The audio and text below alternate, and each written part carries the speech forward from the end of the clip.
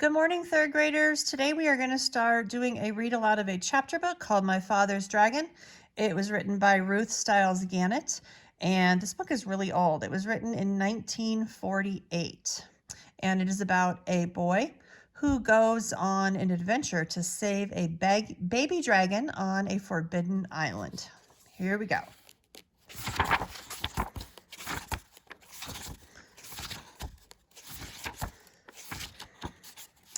My father meets the cat.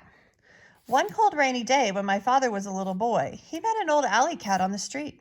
The cat was very drippy and uncomfortable, so my father said, "Wouldn't you like to come home with me?"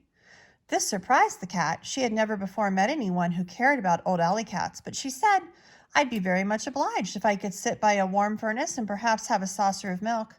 "We have a warm furnace to sit by," said my father, "and I'm sure my mother has an extra saucer of milk."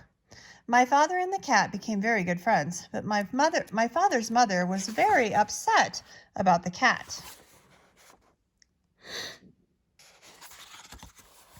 She hated cats, particularly ugly old alley cats. "Elmer Elevator," she said to my father, "if you think I'm going to give that cat a saucer of milk, you're very wrong. Once you start feeding stray alley cats, you might as well expect to feed every stray in town, and I'm not going to do it." This made my father very sad, and he apologized to the cat because his mother had been so rude. He told the cat to stay anyway, and that somehow he would bring her a saucer of milk each day. My father fed the cat for 3 weeks, but one day his mother found the cat's saucer in the cellar, and she was extremely angry. She whipped my father and threw the cat out the door.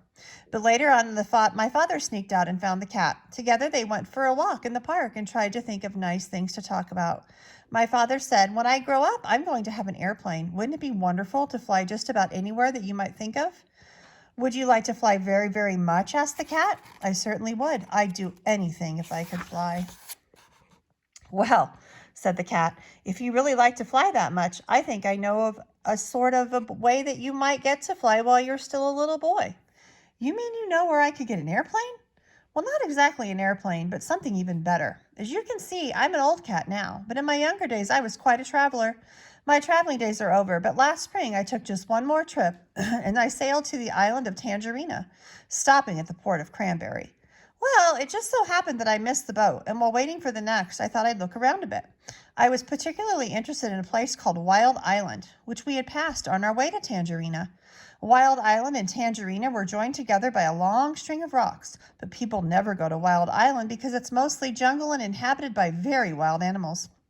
So I decided to go across the rocks and explore it for myself.